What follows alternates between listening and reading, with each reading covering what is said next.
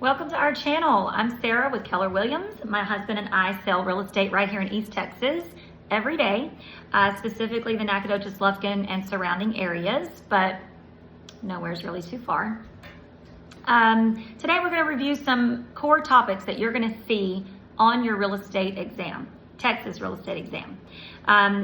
These are more than likely going to be covered at some point. Now, we can't tell you how exactly they're going to be covered because it is a random draw. It is different for everybody, but that's why they go over so much information in the school. That way they make sure they cover everything. So we're going to talk about Texas law, promulgated forms, all these hard words that are very tongue-tying and hard to say. We're going to talk about a little bit about the 1 to 4. There's a lot to cover in that, so we may just do a separate video on that altogether, but we will touch a little bit of that today. What you can do is just ask me questions as they come along, put them in the comments, and then I'll just do a video answering your questions, or we may do a live on those as well. But let's just go ahead and jump right on into it. We're going to cover the fiduciary duties, and then we're going to cover those 3 things you're going to see on the test. You're either going to see them in a pretty big portion of it. So that's why they spend so much time, and you're like, when is this section ever going to end? Well, there's lots of things in there. So they're very important. What promulgated forms, what does that mean? So TREC creates or approves certain forms, okay? We're not just like pulling these out of the wind here and writing our own contracts. You're going to fill them in. It is very important for you to understand the contract and what you are filling in. Read, and read it again. The answer is really right in front of you. I promise it's there. License holders must use these forms when applicable. Sometimes there's not a form for what you're looking for, and then that's just a whole nother set of things to do. But there are so many forms in there. You cannot draft your own contracts. That is very important. We do not practice law. You do not draft your own contracts, not in Texas. That's considered practicing law, and we are not lawyers, so please do not act as one. You will lose your license. All right, so common promulgated forms that you must know. 1 to 4 family residential. You're going to use that if you are a buyer agent. You're going to use that all the time because that is the main contract that is used to help a family purchase a home. So new home contracts, that's for a new build, of course. That's pretty self-explanatory. A lot of stuff is, if you will just read what it is self-explanatory. The trick is getting it to stick, and that's what we're here to help you do. Unimproved property contracts, farm and ranch contracts.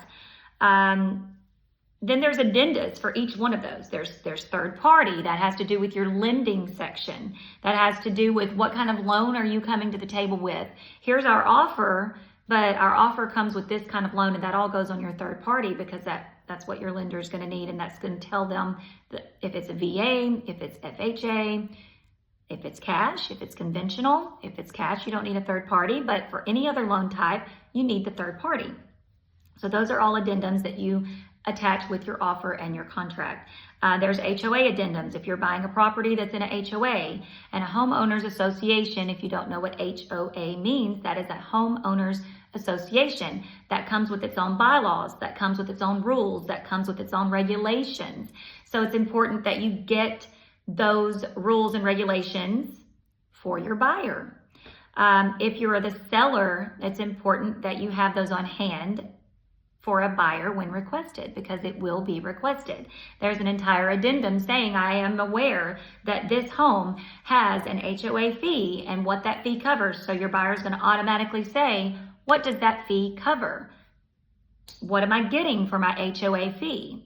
What are my rules and regulations? Can I have a building over here? All important to cover. Seller's temporary lease, buyer's temporary lease. Those are for lease agreements.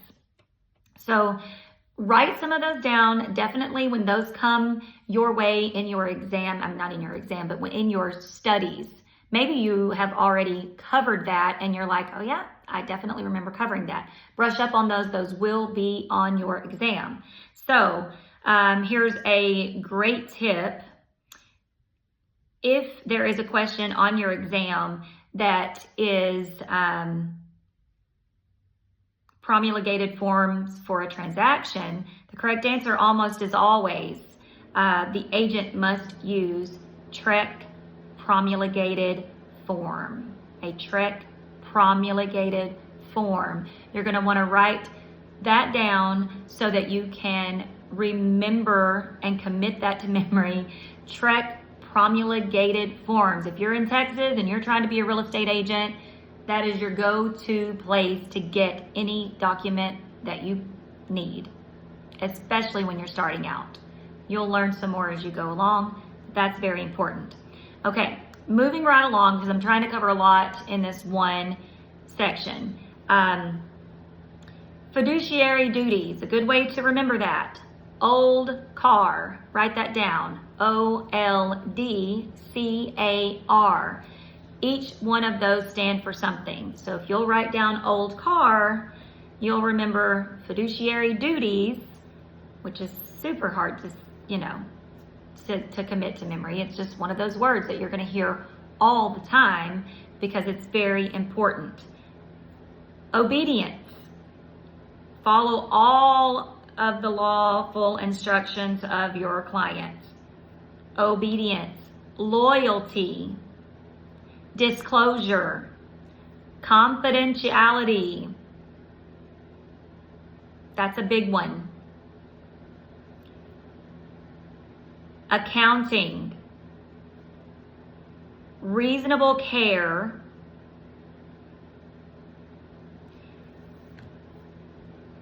I'm just giving you a pause so you can write all of that down.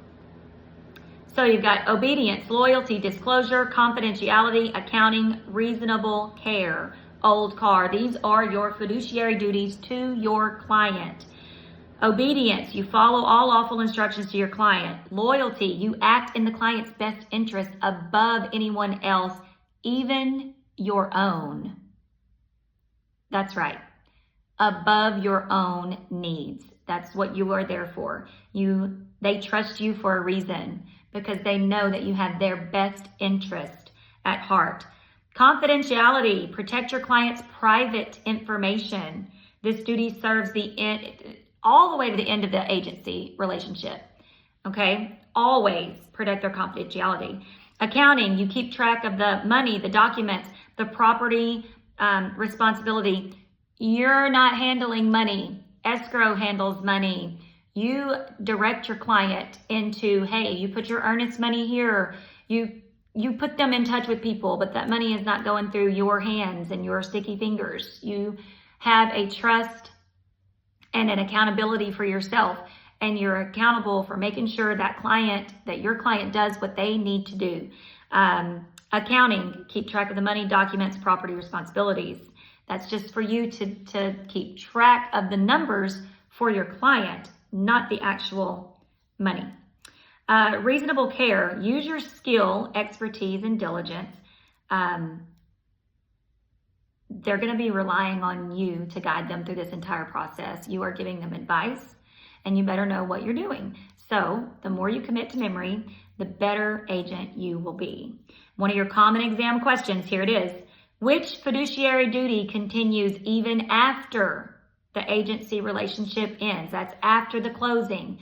You've done closing, you've built a relationship with this client for a month, maybe 3 months. I've had some go 8 months to a year in a certain contract. You build a rapport with them, you talk to them on a daily basis. So which of these fiduciary duties do you think is there even after the relationship ends? Confidentiality. If you said confidentiality, you are correct. Just because that relationship ends doesn't mean you go blabbing your client's private information anywhere. That is still private, so you keep that confidential. All right, moving along. We've got a little bit more on the 1-to-4 residential contract. You've got several things on there, and this video honestly has gotten kind of lengthy, so I'm just going to go ahead and end it here, and we're going to pick up a completely different video and actually go step by step through one of those 1 to 4 residential contracts. That way it's fresh on your mind. Write some things down from this video that you have questions about, and maybe you don't have any questions, but I hope it was helpful to you. I hope this helps you on your exam, or I hope it helps you study for your exam. And if you're just looking into what kind of things might be on the real estate exam because you're thinking of getting into Texas real estate, then this is definitely a channel for you. So be sure to hit that subscribe button before you leave so that we can be in this together. We will see you soon.